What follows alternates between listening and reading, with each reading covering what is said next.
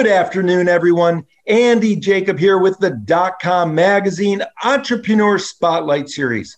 And I have a very unique show today. You know, so many people reach out to me and they say, Jake, let's bring some experts on who really understand how to build a great staff, how to build a world-class staff, and really how to build a corporate culture from the top where everybody in the staff is passionate and committed to the mission.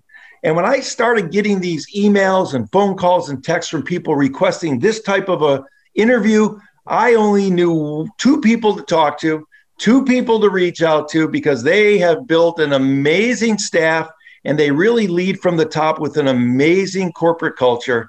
I've been able to bring on the show Rabbi Levi Shemtov and Bassie Shemtov, the co-founders of what I call the Trailblazing Friendship Circle, which really is just an incredible organization. We're going to get into it momentarily. But Rabbi Levi, thank you so much for coming on the show. And to start the show, let's pull the lens back to 30,000 feet and tell us about the Friendship Circle. So thank you, Andy, for having us and for 26 years of friendship and support and cheerleading and guidance. So the Friendship Circle is an organization that my co-guest and wife and partner, Bassie, and I founded almost 27 years ago. And it has a mission to bring people that may be on the fringes of society to the inside, and to bring people from exclusion to inclusion, and through that elevate everyone in society. So it started off with a division to help people, focusing on people with mental illness and addiction, and then it went to what we're most known for is work that we do with children and now adults who have special needs. So, and like you said, it just grew. Our family is growing, and the family of support and staff and the amount of people that we help continue to grow over the years. Rabbi Levi, it's really amazing what you've been able to do at the Friendship Circle. In full disclosure, I am very honored to serve on the executive board member of the Friendship Circle, and I've done so for many, many years, and that's why I know so much about the Friendship Circle. Bassie, let me turn to you just for a second, because, you know, the growth that you've experienced over the past 27 years has really been incredible. And of course, I know a lot of it has to do with the staff and the way in which they are passionate about helping the people that you serve, Bassie. So maybe you could just kind of talk about the staff at a high level and talk about how you think about the staff in terms of the importance of how they integrate into the Friendship Circle to help the people that you serve. Thank you, Andy. You know, our staff, when they talk about their job, it's not a regular job. When our staff, when they take the job, they very quickly either know before they walk in or once they start, they realize that this is way more than just a job. This is a passion. So when they're coming in here, whether they're running the programs itself or whether they're running the marketing or the behind the scenes work, a big part of what makes them tick is that incredible feeling they get to have when they see it in person, how these volunteers and kids are connecting and building these relationships. And when we're there for the families that so badly need the support. So they're really joining much more than a team of staff. It's more like joining the family and making these incredible things happen. I love it, Bassie. And, you know, we talk to so many great entrepreneurs, and one thing that's universal with all the entrepreneurs is they really believe in hiring right. They want to get the right kind of person on the team to make the mission happen. And Bassie, I want to stay with you just for a minute. You know, when you're hiring somebody to join your team, and of course, entrepreneurs are going to watch the show and they're going to garner some wisdom from this as well. Is there one thing that you're really looking for to bring somebody on the Friendship Circle team? Great question, because only really over the past couple of years have we been more careful when we hire people. And if they do not, if the core values that Friendship Circle is based on, if they don't really share those core values, even if they seem like they have great skill and talent, we will actually not hire them if they don't really match up to who we are at the core. And it's already showing great success.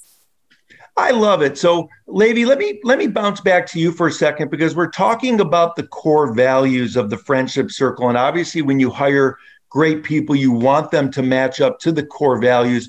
Rabbi Levi, maybe you can sort of speak on what some of the core values of the Friendship Circle are, and why that's so important to find the types of people to work on the team that understand those core values and are in alignment with those core values.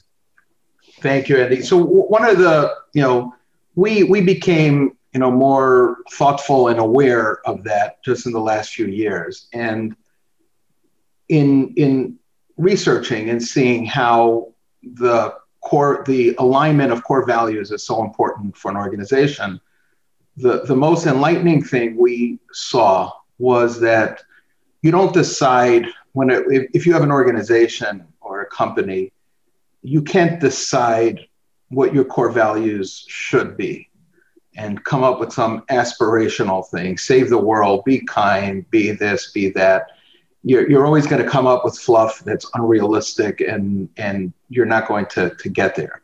We had the good fortune and the blessing of already having experience and a decent sized staff when we went through this exercise. And the question that we asked is, who are the most successful employees in your organization? Which are the employees that you wish everyone in the organization would be like? Then go and ask the question, what's special about those people? What's so good about those people? And then that's where you understand your core values. And then it just crystallizes. And then you see, okay, now I understand why the people that are, that we're having challenges with, why that's a challenge is because they're not aligned with those core values. So we were blessed, after we went through the exercise, there were maybe a handful of people, just a few people, and it's just by us stressing and reinforcing those core values, it became so clear that to them and to us that they weren't aligned with the organization. So you don't decide what your core values is, you discover them and you dig deep and figure out what they are. And that's where we found success. And we're blessed to have a very good staff that's really aligned with our core values. Our core values are, we have, the first thing is that you're mission oriented. So in our case, it is, you have respect for every person for their inherent value of their soul, regardless of all their challenges and differences. So that's important. So you could say if someone's an accountant, or if someone is a chef in the restaurant or anything else, yes, it's important for everyone here to have that level of respect. The next one is, we are a faith-based organization that has, we serve everyone regardless of religion, and and our staff is made up of people of all faiths, and our very dedicated, good staff are made up of people of all faiths.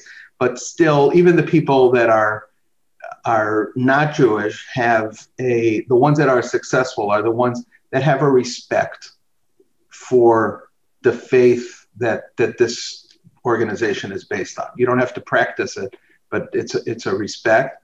The other one is teamwork. And teamwork doesn't only mean with your own team, it means across the whole Friendship Circle.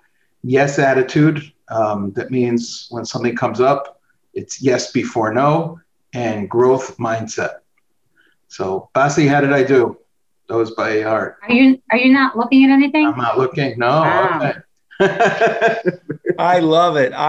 It's really great. And it's really, really a great experience to hear this, because you running a nonprofit, a very successful nonprofit. You've been around for 27 years. You started off with just the two of you. You didn't have a staff, and now there's 50 or 60 staff members. And the Friendship Circle banner actually has friendship circles throughout the world now, probably more than 70, and they're all sort of individually run, but they all sort of run the same way, that it's very important to have a great staff. Bassie, I'm going to turn the conversation to you just for a moment, because, you and Levi are there all the time. I mean, you are really the faces of the Friendship Circle, if I can say that, affectionately and honorably.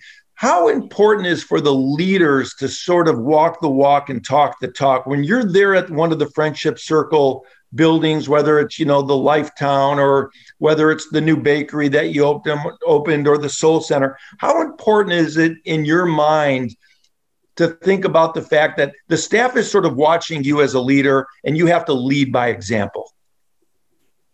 Pretty intimidating.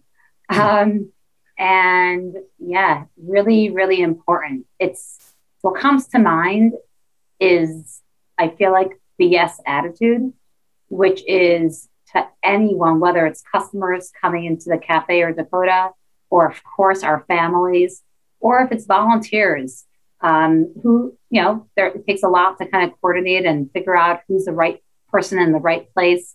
And really, it's every single person that walks through our door, no matter how much stress we might be carrying, can never feel a lack of our patience. And that comes from Levi and I to our staff. Whenever we're stressed, we really have to work hard that it doesn't come across to our staff. And our staff always feels like they can never get us nervous. And that's how we want them to treat every single person that walks in, no matter what people have done, whether it's right or wrong. We always have to be accepting and non-judgmental and realize that everybody has a hard day and not to take it personally.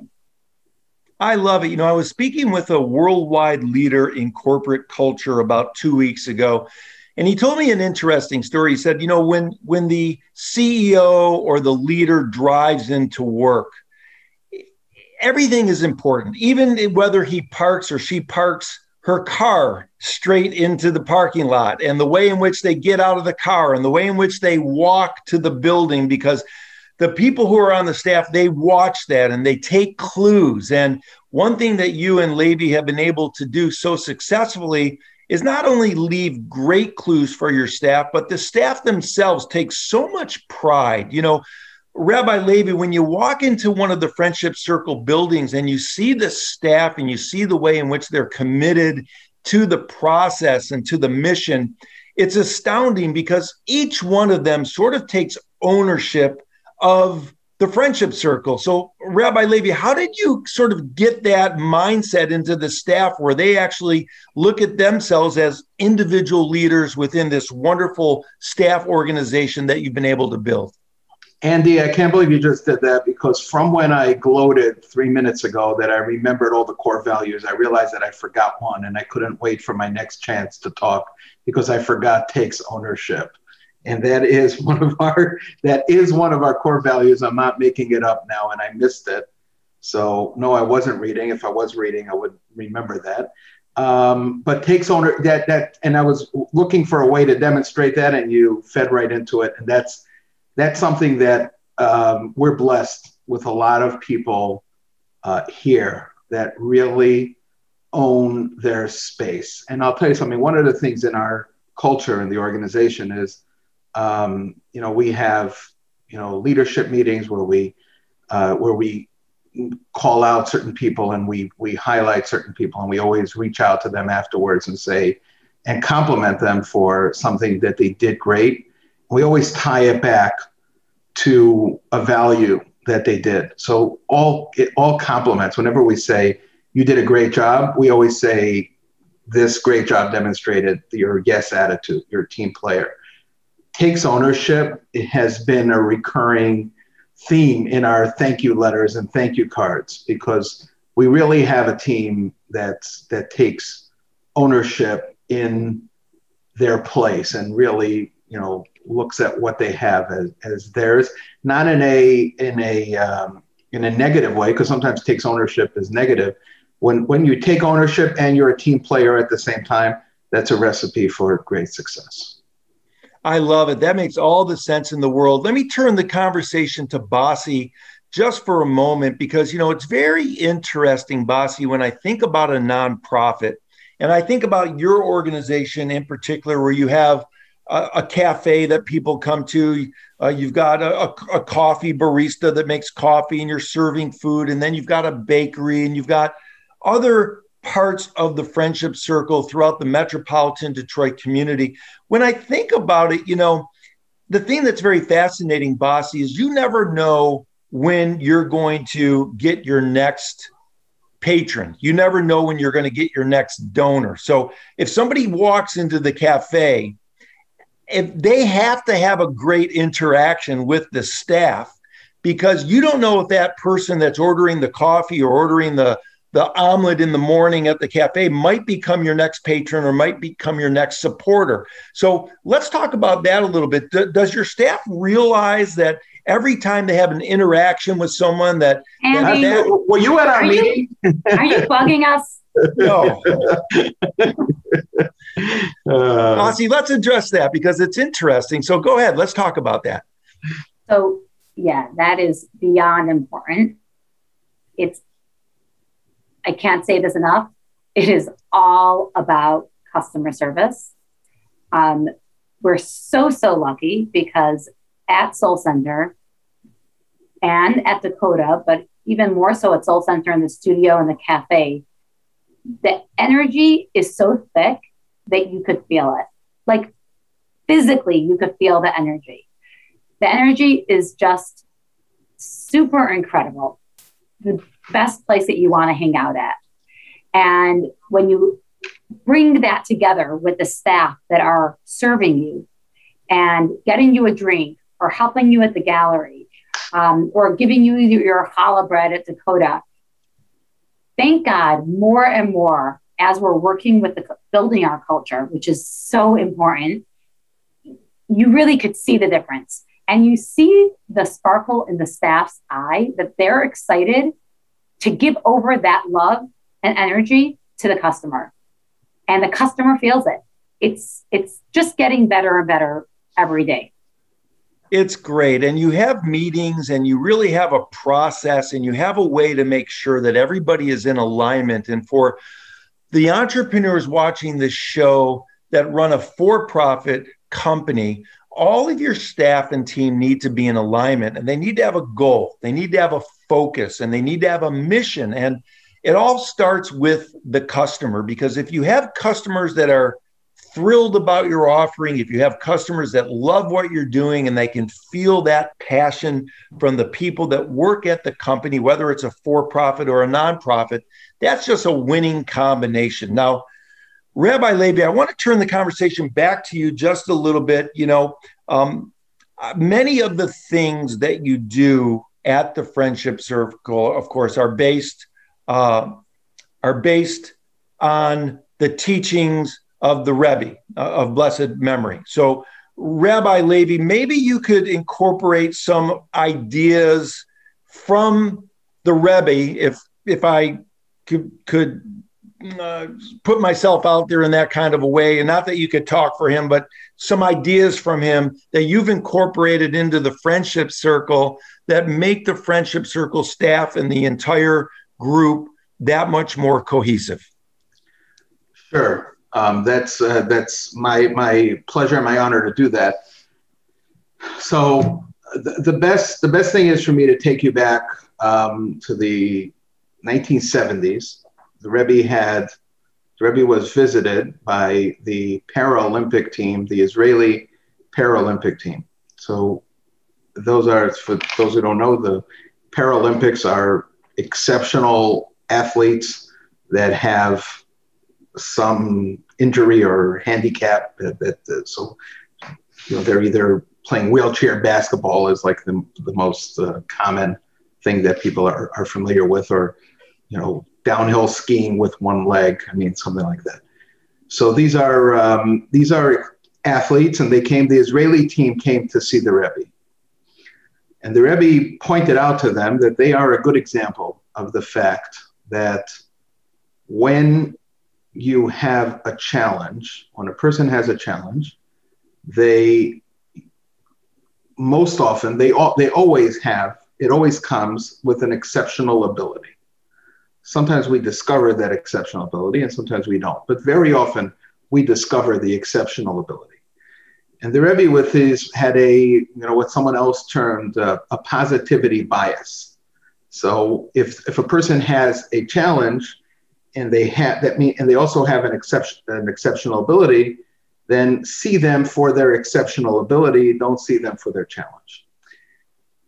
So that's one thing. So we really, when we see someone that has a challenge, it's our goal to look deeper into them and say, there is something there that shines. There's a soul that shines. Another important lesson from the Rebbe that the Rebbe always mentioned that we try to personify is the fact the Rebbe always mentioned that the very fact that you are here today with your talents, with your abilities and your opportunities means that there's something for you to do, something that only you can do, and something that's of utmost importance to God. So when we see a person, we see them as for their unique ability to contribute with the skills and talents that they have, not the skills and talents that somebody else has.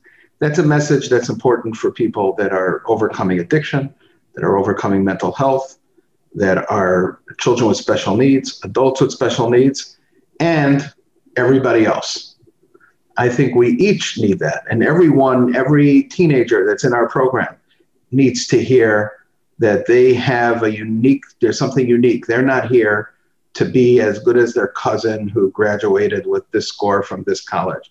That's not what they're here for. They're here to be the best they can be. And that's a very, very important message. If those two messages were understood and incorporated widely in this world, we would literally have a different world than we have today. And there would be much less suffering, there would be much more productivity, much more unity, much less division. And if we could do one little part and maybe have it go from one place to the other, and that would be the best thing. And going back to our staff, I think that because of that message, I think a lot of our staff love working here because they get to carry this message, they get to live this message, and they get to work amongst people who live with this message. Beautiful. Absolutely beautiful, Rabbi Levi. I know you both have cut out some time for me today, and I know I'm going over my time limit, but I have one more question each for both of you. And I wanted to thank you so much for coming on the DotCom Magazine Entrepreneur Spotlight Series.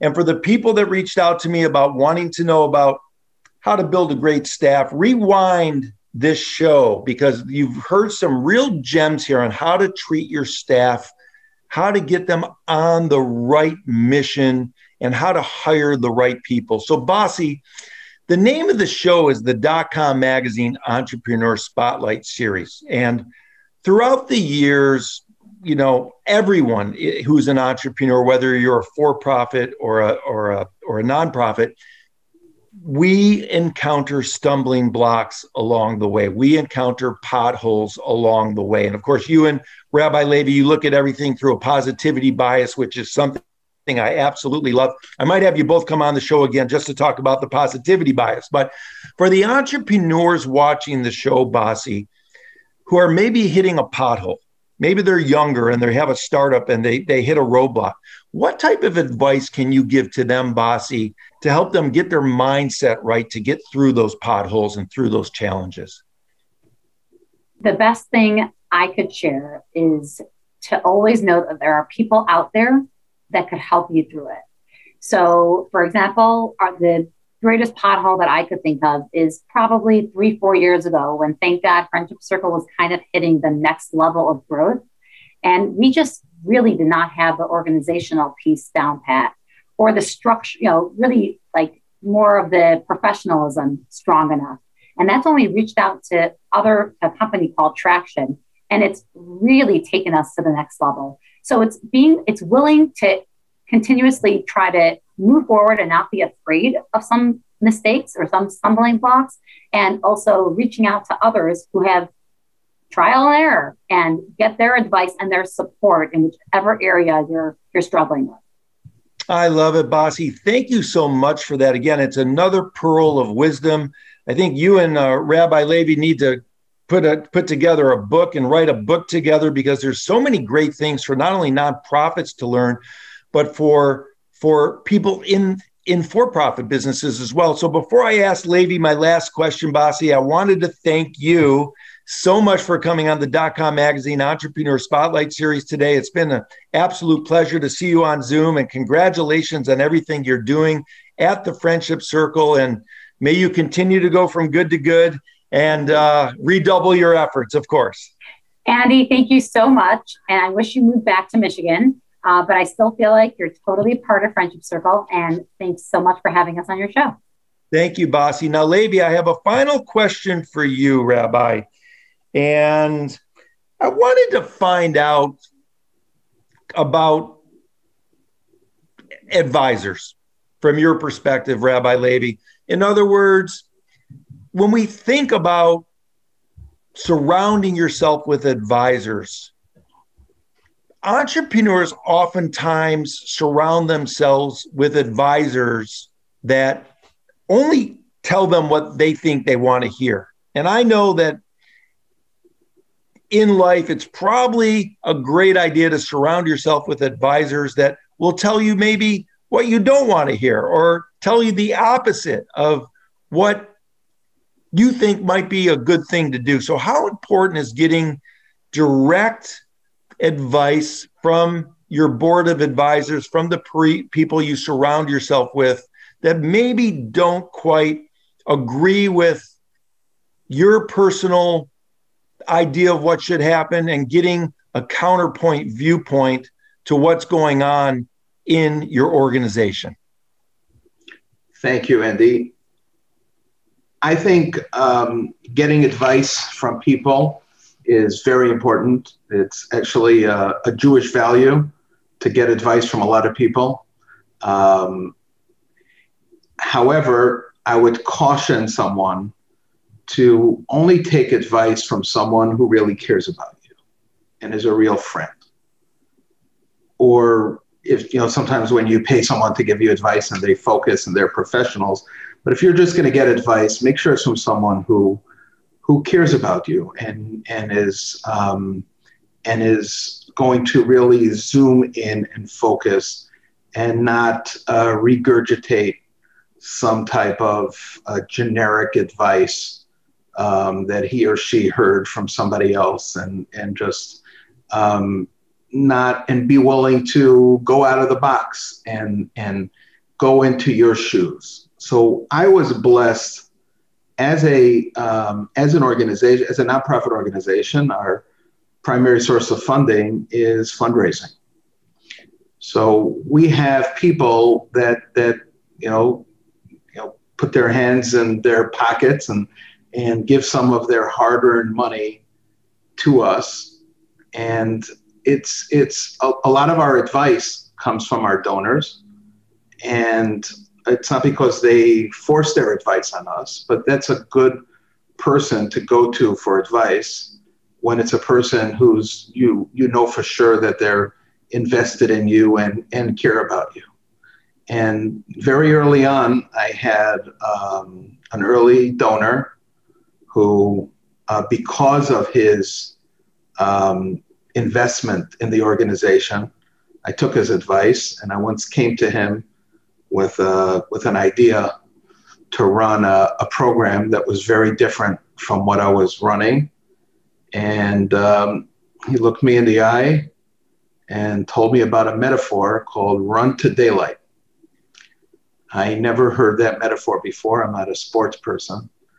And he explained to me what run to daylight is and how that translates in the direction that I should focus on in the organization. And I thank him every time I see him. Not every time I see him, but many times when I see him, I think about that advice. And now I see him right in front of me. So I'm going to thank him again for that advice. I remember where I was. I remember what it sounded like. And that's a kind of advice. If I was sitting with someone, if I went to at that point in my life, I know you have a term that you call dream stealers. And you're not a dream stealer when you're an investor. If I were just coming to you as just some wise person who's a successful business person and asking you for advice, and you would tell me that, I would say, what do you know? You're not really thinking about me. You just know what other organizations should do. But as someone that made an investment in the organization and really cared about me, that advice means something else. And that's why on our board of directors, when we made a big move 6 years ago to expand to another place, and I had one board member that didn't think it was a good idea. And he was a donor. He wasn't going to veto it. He wasn't going to be upset, but he really didn't think it was a good idea. And if I would just bring it to a board vote, it would have won whatever the amount of board members is to one person. And when I decided that I was going to wait to get consensus from this person, it wasn't just because I didn't want to upset a donor. And it was because this person is an investor in us. He loves us. He cares about us. If something's bothering him, then it should bother me. And until I could figure out how to change something, adapt something, do something that he should be happy about it, then I shouldn't really do it. And that's how I read. We have a board and close group of advisors, and it's not a vote because it's all people. If it was just people out there, it would maybe be a vote. But it's all people that are heavily invested emotionally, financially, and really care. So we all our major decisions are done by consensus and that's what you should do. Surround yourself with. And then another thing that I do is we have a board. We have a lot of wise people, and different people are wise in different areas. Don't bother people with decisions on things that they have no expertise in and no interest in. So keep your board meetings simple and just get major decisions, and other things that you do, other important decisions that you make, surround yourself with people either from the board or not from the board that have an interest and desire to advise you on this. And that's where you should take advice from.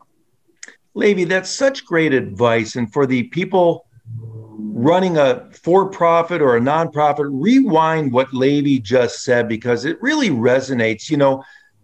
If you surround yourself with people who are committed to you and care about you, those people are the people that really are going to be able to give you the best advice versus someone that maybe wrote a check but doesn't really care a whole heck of a lot except for their own money.